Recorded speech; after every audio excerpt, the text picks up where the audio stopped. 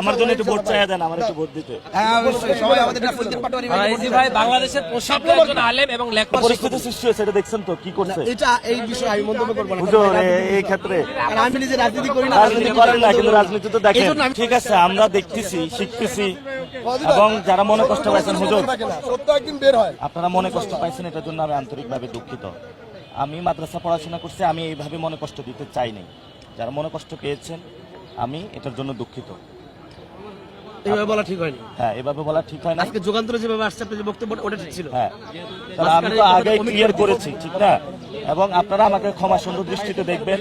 আপনি তো জানেন আমি আলেম ওলামাকে কত মহব্বত করি, এবং আপনি বিশ্বাস করেন আমি চাইছিলাম আপনার সংসদীয় আসনে আইসা আপনার সাথে নির্বাচনী কাজ করার জন্য। সত্যি আমি দিলে ইনশাআল্লাহ আসবেন। আমার জন্য একটু ভোট চাইয়া দেন, আমার একটু ভোট দিতে। হ্যাঁ অবশ্যই, সবাই আমাদের ফজলুদ্দিন পাটোয়ারি ভাই। এই যে ভাই বাংলাদেশের প্রসিদ্ধ একজন আলেম এবং লেখক, আসবেন ইনশাআল্লাহ। ইনশাআল্লাহ ভাই।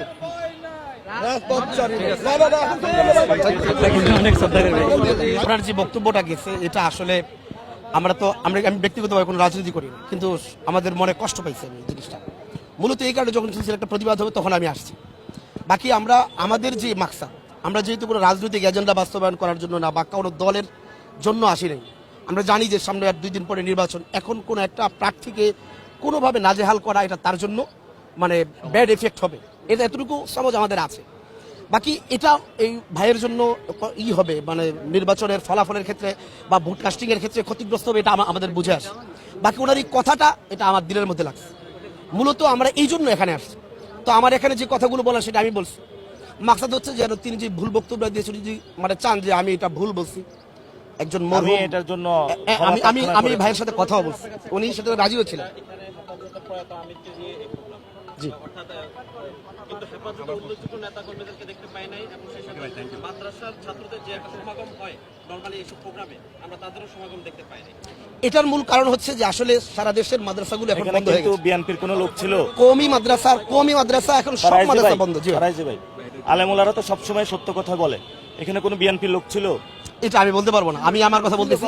আচ্ছা, এখন আমার কথা যেটা, আমি সেখানে যে বক্তব্য দিয়েছি, এখন আমি আপনাকে আবারও বলি, এখানে মিডিয়ার সামনে আপনি আল্লামা জুনায়েদ বাবুনগরী বিষয়ে যে বক্তব্যটা দিয়েছেন, ওই প্রোগ্রামে তো বক্তব্য দিতে চেয়েছিলাম, আমাকে কেন দেওয়া হয় নাই? না, এটা আমি কিন্তু ব্যক্তিগতভাবে চাইছি, কিন্তু আপনি আপনার সাথে আমি কথা বলছি, কিন্তু আমি এখনো চাই, আমরা চাই যে আপনি ভুলটা স্বীকার করে দিলে সুন্দর কথা না গেলে ভালো, আমরা সবাই আপনাকে এখন আপনি যদি ক্লিয়ার বলে দেন যে আমার এই কথাটা আপনি কার এলাকা, এটা কার, আমি ক্ষমা প্রার্থী। এটা সুন্দর আলেমুলামরা যাদের মনে কষ্ট পেয়েছেন, সেটার জন্য আমি নিঃশর্ত ক্ষমা চাচ্ছি। অনেকবারই বলছে, অনেকবারে আমি বলে দিয়েছি এটা। তাহলে আমার ব্যক্তিগত আপনার মধ্যে কোনো ক্ষোভ নেই।